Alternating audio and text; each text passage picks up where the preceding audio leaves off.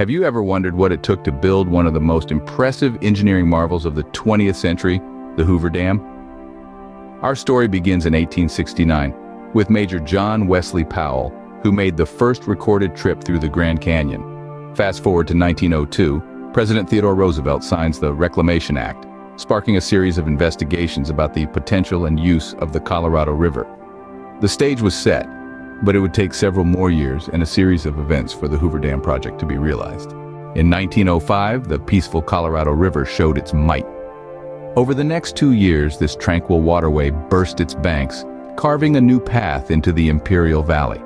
The river's force was so potent that it spawned a whole new body of water, the Salton Sea. It was a spectacle of nature's raw power and unpredictability. Now, fast forward to 1916. The Gila River, a tributary of the Colorado, experienced unprecedented floods, pouring its waters into the Colorado. The valley, already reshaped by the Colorado's previous break, was inundated once again. Homes were washed away, farmlands were destroyed, and the valley's residents were left to pick up the pieces. These incidents served as a wake-up call. The Colorado River, once a source of life and prosperity, had become a source of destruction and uncertainty. It was clear something had to be done to tame this wild river. These events underscored the need for a dam to control the unpredictable and destructive river. In 1928, a significant legislative step towards the construction of the dam took place. It was a year that marked a turning point in the history of the Colorado River and the American Southwest. Two political figures from California, Senator Hiram Johnson and Representative Philip Swing, introduced a groundbreaking bill known as the Boulder Canyon Project Act. This act was no ordinary piece of legislation. It was a powerful tool that would pave the way for the massive undertaking of taming the Colorado River. It aimed to create a dam that would control the river's flow, generate hydroelectric power, and provide a reliable water supply for the arid Southwest. Passing this act, however, was no walk in the park. It was a feat of political maneuvering, with negotiations and debates echoing through the halls of the U.S. Senate and the House of Representatives. But finally, on the 14th of December, the Senate gave its nod of approval, and 4 days later, the House followed suit. On the 21st of December, President Calvin Coolidge inked his signature, officially signing the Boulder Canyon Project Act into law. But it wasn't until the 25th of June the following year, 1929, that the act was declared effective. With this act in place, the path to the construction of the Hoover Dam was clear. The stage was set for one of the greatest engineering marvels of the 20th century to begin. 1931 marked the beginning of an incredible engineering feat. The year prior, in 1930, the groundwork was laid with the completion of contracts for the sale of electrical energy.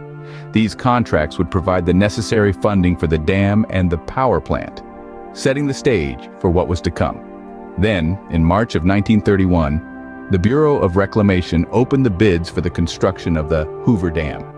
The stakes were high.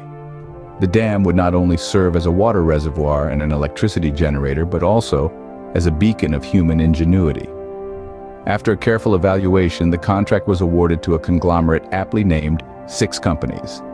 These 6 entities, each with its own expertise, were about to undertake one of the most ambitious construction projects of the time. And so, on April 20th, 1931, the monumental task of constructing the Hoover Dam officially began. From an idea to an engineering marvel, the Hoover Dam has a rich history. It all started back in 1869 when Major John Wesley Powell made the first recorded trip through the Grand Canyon. Then, in 1902, President Theodore Roosevelt signed the Reclamation Act, sparking a series of investigations into the potential uses of the Colorado River. Fast forward a few years, the river broke its banks, flooding the Imperial Valley and creating the Salton Sea. Unprecedented floods followed in 1916, but it wasn't until 1928 when the Boulder Canyon Project Act passed, paving the way for the dam's construction. The contracts for the sale of electrical energy were finalized in 1930, and the construction began the very next year. Next time you marvel at the Hoover Dam, remember the incredible journey it took to harness the mighty Colorado River. Before we move on, we'd like to remind you that this channel is powered by viewers like you. If you're enjoying our deep dives into the marvels of engineering history, consider subscribing to our channel. When you do, you'll be the first to know when we release a new video. It's easy to do. Just click the red subscribe button and then hit the bell icon for notifications. By doing this, not only will you support our channel, but you'll also ensure you never miss an update. We're constantly researching and producing content that we believe you'll find fascinating. So, join our community today and let's continue on this journey through history together. Now we hope to see you join in next time for an incredible story of the Hoover Dam.